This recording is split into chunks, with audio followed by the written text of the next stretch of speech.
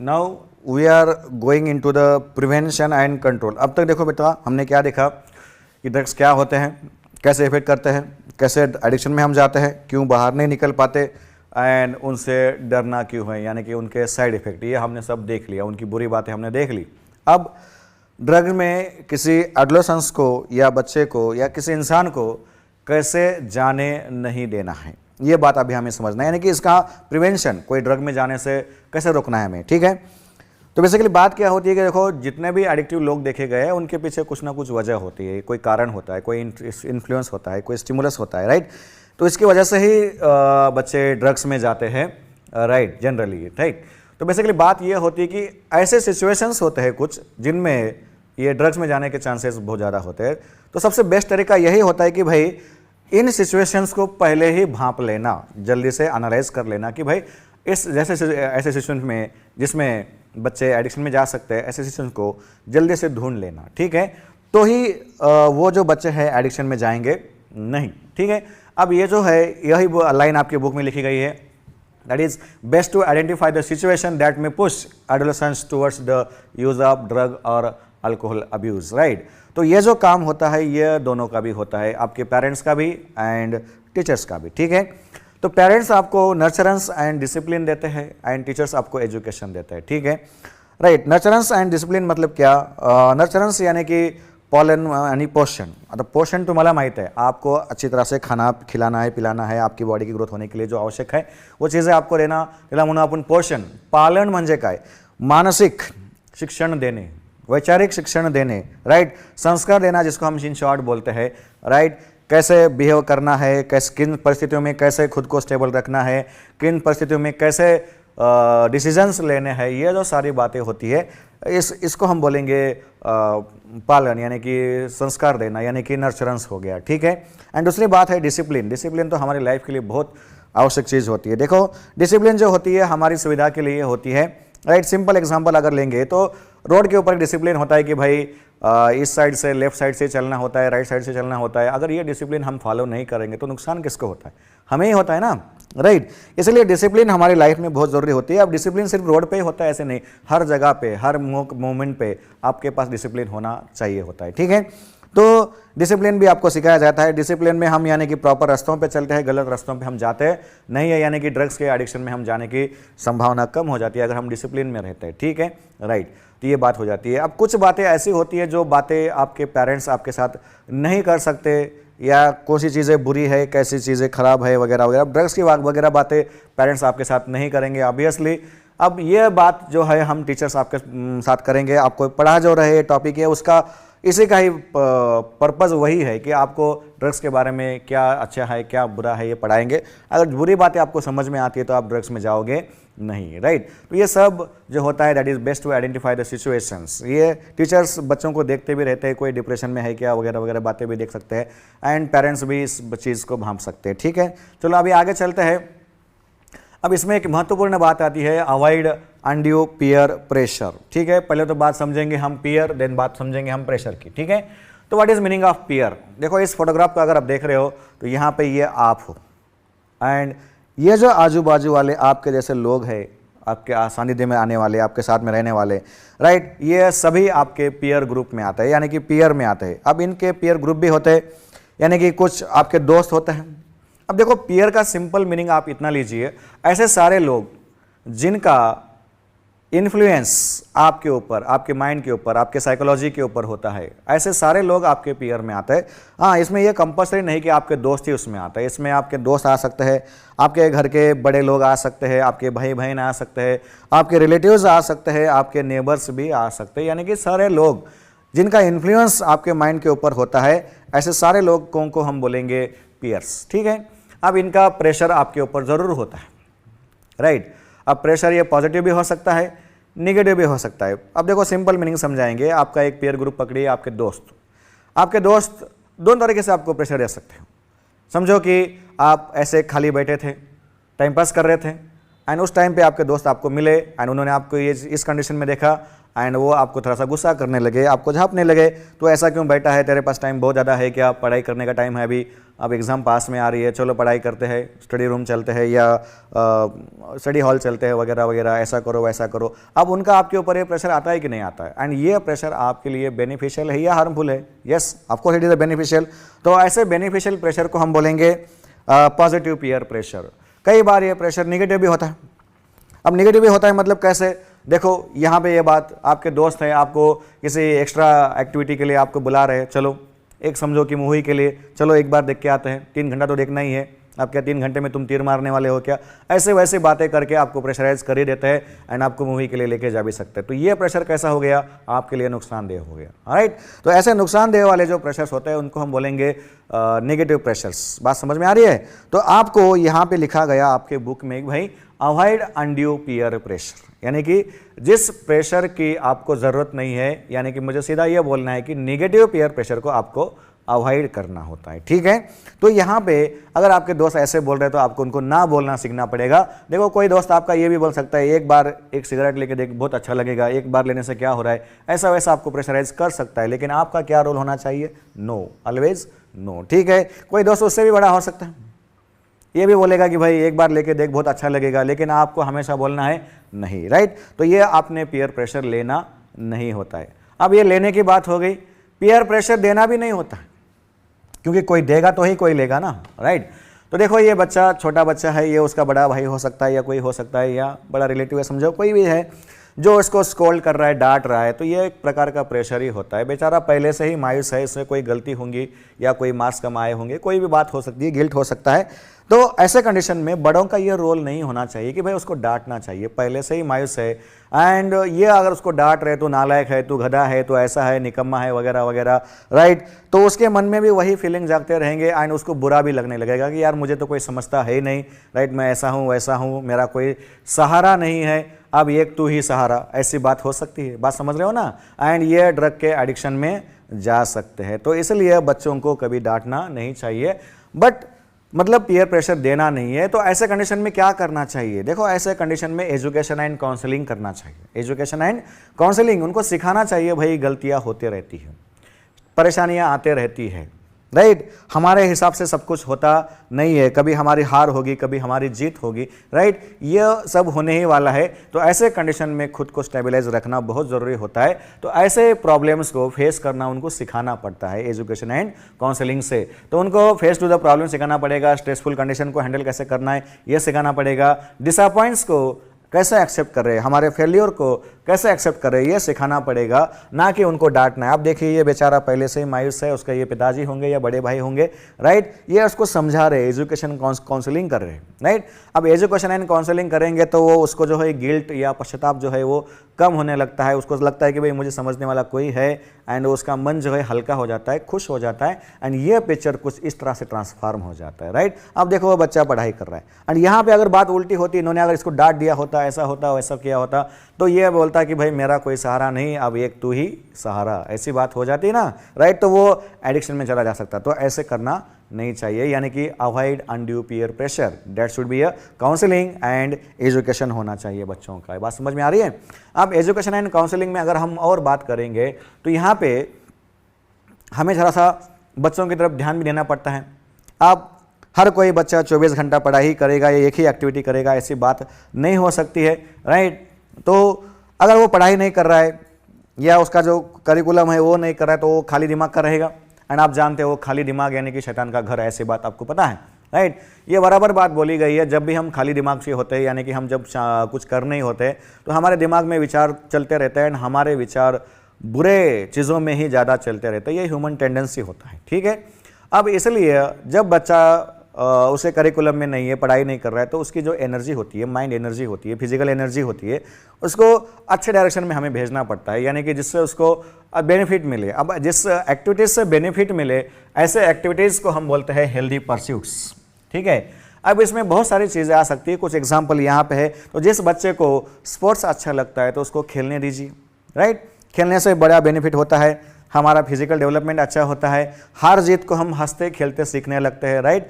हम हार भी जाते हैं तो परेशान नहीं होते, इससे बच्चा बहुत सारी बातें सीखते रहता है। तो ये खेल भी बहुत अच्छी बात होती है, स्पोर्ट्स। देन किसी को अगर रीडिंग अच्छा लगता है, ये दुनिया का सबसे बड़ा शौक होता है, राइट।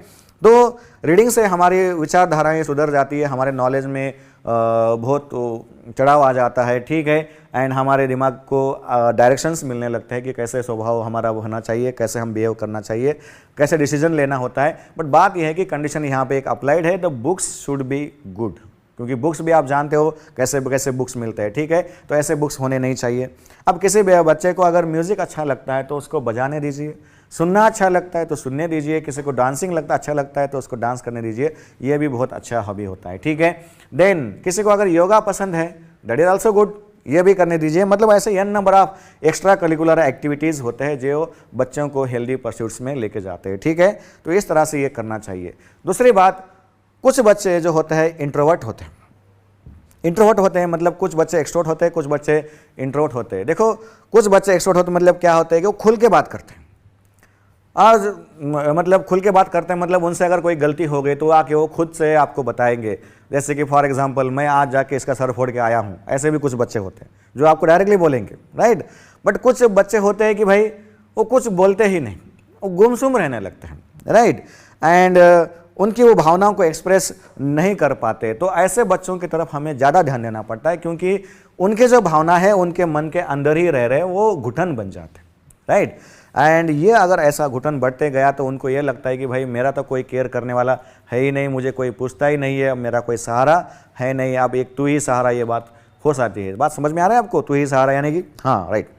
तो इस तरह से ये बात होती है। तो ऐसे बच्चे की तरफ हमारा ध्यान होना चाहिए। Help from the parents and peers should be immediately sought, यानी कि उसके जो पीयर्स है या पेरेंट्स है, इन्होंने ऐसे बच्चों को जल्दी से देखना है, ये मायूस क्यों है इसकी जांच करना है। एंड उन्होंने खुद से उनको जाके पूछना पड़ेगा कि भाई तुम्हें क्या तकलीफ है, तुम ऐसे मायूस क्यों दिख रहे हो, तुम्हें क्या परेशानी है, वगैरह। एंड ऐसे हम जाके पूछने के बाद फिर वो जाके हमें सारी बातें बताने लगते हैं। अब ये बहुत ज़रूरी होता है। अगर हम नहीं पूछेंगे तो वो डिप्रेशन में जा सकते हैं एंड ड्रग में जा सकते हैं। बट हम पूछेंगे तो वो फिर बताने लगते हैं, उनकी भावनाएं, उनका जो पश्चाताप है, उनका जो गिल्ट है, ये सब बाहर आने लगता है। इसको हम मन हल्का होना ऐसे बोलते हैं, राइट। अब मन हल्का होने के बाद मन शांत हो जाता है, प्लीज हो जाता है, तो ये ड्रग्स में जाते नहीं है। तो वही बात आपके बुक में लिखी है, this helps to vent their feelings of anxiety feelings यानी कि भावनाएं, एंग्जाइटी यानी कि चिंता, डर, या गिल्ट यानी कि उनको होने वाला पश्चाताप, फिर ये ड्रग्स में जाएंगे नहीं, ठीक है। उसके बाद जो लोग के डेंजर साइंस होता है उनके तरफ भी हमें कंटिन्यूसली देखने रहना पड़ता है। ये काम भी होता है पेरेंट्स का, टीचर्स का, एज वेल एज पीयर्स का। तो ये इनके जो डेंजर साइन है, डेंजर साइन यानी कि जो हमने इससे पहले देखे थे हमारे वार्निंग साइन, जो कि ड्रग एडिक्शन के हो सकते हैं। तो वार्निंग साइन जो ड्रग एडिक्शन के हैं वो कौन से हैं, राइट, जो हम से पहले पढ़ चुके हैं, यानी कि ड्रॉप इन एकेडमिक परफॉर्मेंस वगैरह वगैरह, सारी लिस्ट आपके पास है। तो इन साइंस के तरफ भी इन सभी का कंटिन्यूअस ऑब्जर्वेशन होना चाहिए, पेरेंट्स का, टीचर्स का, पीयर्स का, वगैरह वगैरह वगैरह, ठीक है। इससे क्या होगा कि भाई कोई एडिक्शन में अगर जा रहा है तो हमें जल्दी समझ में आएगा, एंड जल्दी समझ में आएगा तो ये टॉलरेंस में नहीं जाएगा, एंड हम उसका जो है एडिक्शन हम दूर कर पाएंगे। तो इस तरह से ये बात होती है, चलो, राइट। तो ये हो गया प्रिवेंशन एंड कंट्रोल, यानी कि हम किसी को ड्रग्स में जाने से कैसे रोक पाएंगे। अब इसके बाद जो हम पढ़ने वाले हैं दैट इज, अब समझो कि कोई ड्रग्स में गया ही है, एडिक्शन हो ही गया है, लत लग ही गई है, तो अब उसमें से उसको कैसे बाहर निकालें।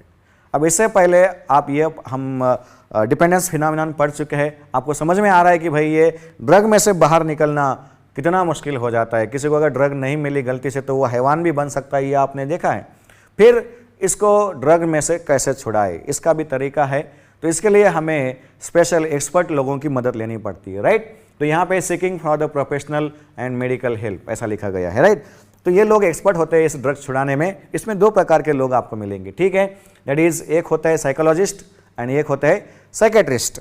अब साइकोलॉजिस्ट जो होता है, साइकोलॉजिस्ट म्हणजे मानस शास्त्रज्ञ, साइकेट्रिस्ट यानी कि मानस रोग तज्ञ, ऐसी बात होती है।